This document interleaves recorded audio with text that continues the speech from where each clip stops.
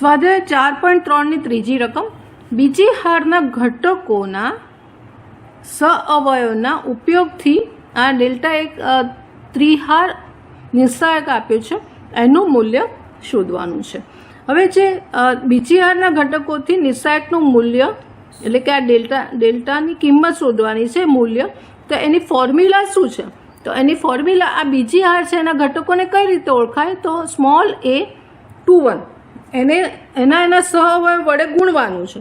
એટલે આ એક ફોર્મ્યુલા છે। આ ઘટક લખ્યો, બીજી હારનો પહેલો ઘટક લખ્યો અને એને એના સહઅવયવ વડે ગુણવાનું છે, એના સેમ વસ્તુ સાથે ગુણવાના છે।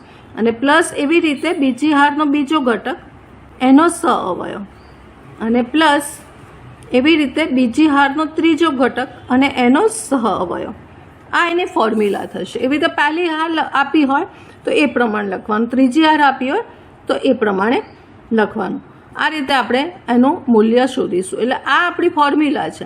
હવે એમાં જરૂર કોની પડશે? કેપિટલ 21ની, એટલે કે બીજી હાર અને એનો પહેલા ઘટકનો સહઅવયવની જરૂર પડશે અને આપણે એક નંબર આપી અને આપણે શોધીને મૂકી દઈશું। પછી આ A21 એટલે 2 છે, પછી A22 એટલે 0 મૂકવાનો છે અને A23 એટલે 1 મૂકીશું અહીંયા, પણ આ કેપિટલવાળા આપણને ખબર નથી।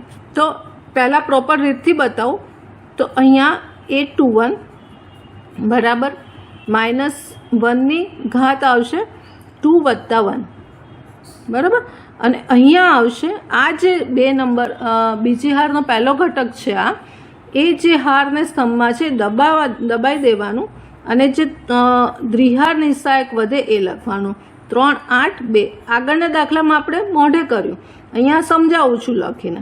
એટલે આની ઘાત આવશે -1ની ઘાત આવશે 3 આવશે અને આનું સાદરૂપ આવશે 9 - 8 × 16 આવશે। એટલે અહીંયા આ -1 જ રહેશે, માઇનસ નિશાની રહેશે અને અહીંયા આવશે -16માંથી 9 જશે એટલે -7 આવશે। એટલે પહેલો જે આપણો સહઅવયવ આવશે એ 7 આવશે। હવે આની નિશાની માઇનસ છે, હવે સીધું તમે મૂકી શકશો, અહીંયાથી જોઈ શકશો કે -1ની ઘાત છે તો આનો સરવાળો કરવાનો, યુગ્મ ઘાત હોય તો પ્લસ લખવાનું, અયુગ્મ ઘાત હોય તો માઇનસ લખવાનું, એટલે 2 2। હવે મોઢે તમે કરી શકો છો કે મોઢે જવાબ કરી શકો, નિશાની મળી ગઈ। એટલે આ 0 છે એનો સહઅવયવ જોઈએ છે તો એ હાર અને સ્તંભને દબાઈ દઈશું તો 15 - 8 થશે, 15 - 8। પછી તો મોઢે પણ તમે કરી શકશો, એટલે 15માંથી 8 જશે તો અહીંયા આનો જવાબ પણ 7 આવશે। અને એવી રીતે A23 તો અહીંયા નિશાની માઇનસ આવશે। અને હવે એ જોઈ લઈએ કે આ 1 છે, 1નો સહઅવયવ જોઈએ છે, એટલે 1ની હાર અને આ બાદ કરતાં 10, 5 × 10 - 3, 10 - 3 એટલે અહીંયા આવશે આપણો જવાબ -7।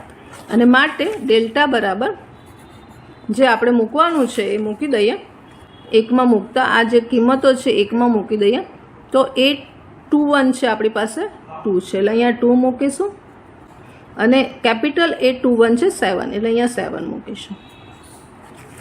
પછી સેમ વસ્તુ કરીશું, 0 છે અને બીજો પણ 7 જવાબ છે અને પ્લસ આપણી પાસે 1 છે, ત્રીજો ઘટક 1 છે અને એનો સહઅવયવ 7 છે। બસ હવે સાદરૂપ આપી દેવાનું છે, એટલે 7 × 14 + 0 અને -7 એટલે આન્સર આપણો આવશે 7 આવશે। સ્વાધ્યાય 4.3 એની ચોથી રકમ ત્રીજા સ્તંભના ઘટકોના સહઅવયવના ઉપયોગથી ડેલ્ટાનું મૂલ્ય શોધવાનું છે। હવે ત્રીજો સ્તંભ છે તો એનું ડેલ્ટાનું મૂલ્ય શોધવા માટે ડેલ્ટા બરાબર ત્રીજો સ્તંભ એટલે પહેલી હારનો ત્રીજો ઘટક એટલે સ્મોલ 1 3 અને એનો સહઅવયવ કેપિટલ 1 3 પ્લસ ZX એટલે બીજી હારનો ત્રીજો ઘટક એટલે A23 એનો સહઅવયવ કેપિટલ A23 અને એવી રીતે આ ત્રીજી હારનો ત્રીજો ઘટક એટલે સ્મોલ a33 અને કેપિટલ A33। હવે કેપિટલ સહઅવયવ આપણે શોધીને અહીંયા એક નંબરમાં મૂકી દઈએ, પહેલા ઘટકો તો ખબર જ છે એટલે A13 તો 1 + 3 એટલે 4 -1ની 4 ઘાત યુગ્મ ઘાત એટલે અહીંયા પ્લસ નિશાની આવશે। પછી A23 તો 2 + 3 એટલે 5 અયુગ્મ ઘાત આવશે એટલે અહીં માઇનસ નિશાની આવશે અને કેપિટલ 3 એટલે 3 + 3 6 યુગ્મ ઘાત આવશે એટલે અહીંયા પ્લસ આવશે. હવે એના ઉપનિષાયક જોઈ લઈએ. તો આ ઘટક છે એનો ઉપનિષાયક જોઈએ છે YZ નો. તે હારને સ્તંભને બાદ કરતાં Z - y આવશે. અહીંયા શું આવશે? Z - y આવશે. પછી ZX નું એ હાર અને સ્તંભને બંધ કરતાં Z - x આવશે. અહીંયા આવશે Z - x આવશે. અને એવી રીતે ત્રીજા ઘટકનું જોઈ લઈએ. તો આ હાર અને સ્તંભ કરતાં Y - x આવશે.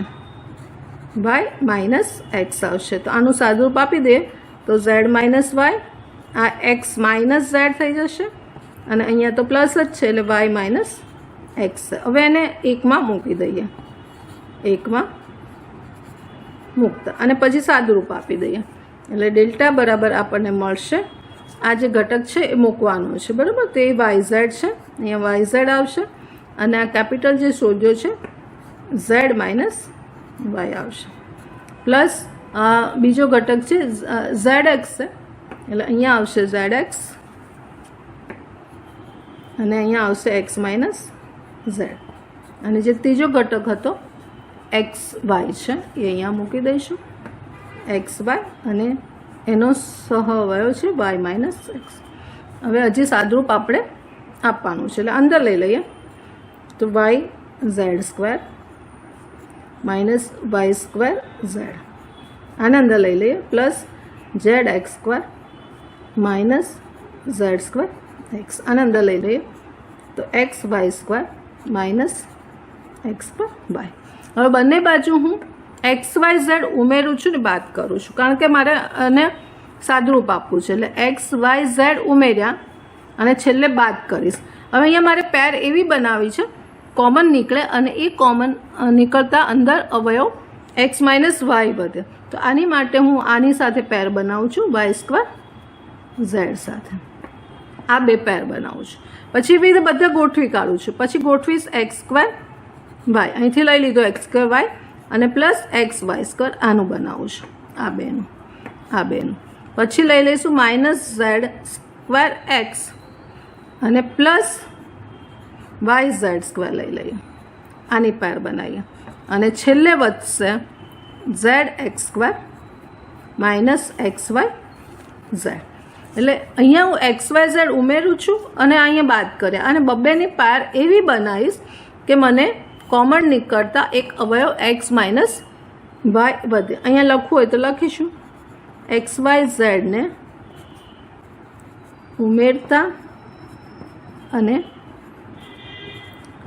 બાદ કરતા આ રીતે થશે. હવે જે આ પેર બની એમાંથી કોમન નીકળે છે કોમન કાઢતા જઈએ. અહીંયા YZ નીકળશે કોમન અને બાકી રહેશે x - y.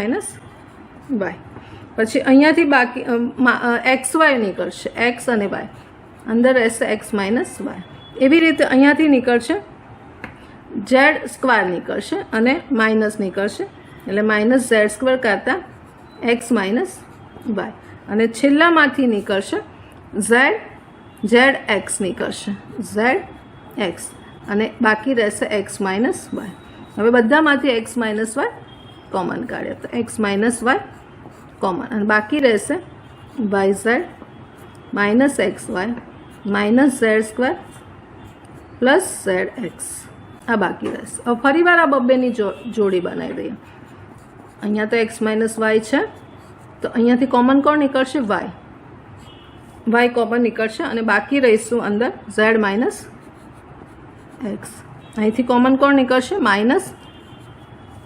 -z નીકળશે અને અંદર રહેશે z - x. અને હવે છેલ્લે બાકી રહેશે આપણી પાસે જવાબ આવશે x - y y - z અને z - x એ આપેલા નિસ્સાયકનું ત્રીજી હારના ઘટકોના સહવયના ઉપયોગથી મૂલ્ય આપણને મળશે. સ્વાધ્યાય 4.3ની 5મી રકમ MCQ છે. આમાં એક નિસ્સાયક આપ્યો છે જે ઘટકો 9 એ 9 ગોઠવાયેલા છે. પહેલી હારના 3, બીજી હારના 3 અને ત્રીજી હારના 3 ઘટકો ગોઠવાયેલા છે. હાર સ્તંભ તમને ખબર છે અને સ્મોલ ij નો સહવયવ કેપિટલ IJ હોય તો ડેલ્ટાનું મૂલ્ય. હવે અહીંયા પ્રમેય કોક ફોર્મ્યુલા કો કે એ ફોર્મ્યુલા એવું કહે છે કે ડેલ્ટાનું મૂલ્ય ક્યારે મળે, તો જ્યારે તમે કોઈપણ હાર કે કોઈપણ સ્તંભના ઘટકોને તેના જ સહઅવયવ વડે ગુણી અને સરવાળો કરો તો એ ડેલ્ટાનું મૂલ્ય મળે. તો અહીંયા એ જ ફોર્મ્યુલાને આપણે અહીંયા જોવાની છે, પ્રમેયને જોવાનો છે કે આ 4 ઓપ્શનમાં એ ફોર્મ્યુલા ક્યાં છે. તો ધારો કે અહીંયા પહેલી હાર પહેલો ઘટક છે પણ એની સાથે એનો સહઅવયવ મેચ નથી થતો એટલે આ તો નથી જવાનું. પછી અહીંયા જો છે પહેલી જે ઘટક છે એનો સહઅવયવ છે પણ અહીંયા નથી, અહીંયા 1 2 છે, અહીંયા 2 1 છે એટલે એ નહીં આવવાનો. અહીંયા પણ 2 1 છે ને 1 1 છે એટલે આ પણ નહીં આવે. પહેલામાં એક ના મેચ થાય તો પાછળ જોવાનું જ નથી. હવે ડીમાં જોઈએ તો આ ઘટકનો સહઅવયવ અહીંયા છે ગુણાકારમાં, પછી આ જે ઘટક છે 2 1 એનો સહઅવયવ છે 2 1 એ પણ છે અહીંયા ગુણાકારમાં. એવી રીતે 3 1 ત્રીજી હાર અને પહેલો સ્તંભનો છે અને અહીંયા પણ છે. તો આને આપણે બોલવું હોય તો કયા હાર કે સ્તંભથી આ સહઅવયવ ગુણવાથી થયું, તો પહેલી હાર પહેલો ઘટક છે, પછી અહીંયા બીજી હાર છે અને અહીં ત્રીજી હાર છે, પણ પાછળ જોઈએ તો બધામાં 1 1 છે એટલે પહેલા સ્તંભના ઘટકોના સહઅવયવ સાથે જેમ આગળની 2 રકમો કરીને એ રકમ પ્રમાણે અહીંયા બોલવું હોય તો કેવી રીતે કહેવાય, તો પહેલા સ્તંભના ઘટકોના સહઅવયવના ઉપયોગથી ડેલ્ટાનું મૂલ્ય મળે છે. માટે અહીંયા ડી આન્સર છે સાચો. આ ફોર્મ્યુલા સાચી. ફરીવાર કે પહેલા સ્તંભના ઘટકોના સહઅવયવના ઉપયોગથી ડેલ્ટાનું મૂલ્ય મળે એ આપણો પ્રમેય છે અને એના પરથી આ ડી આન્સર સાચો પડશે.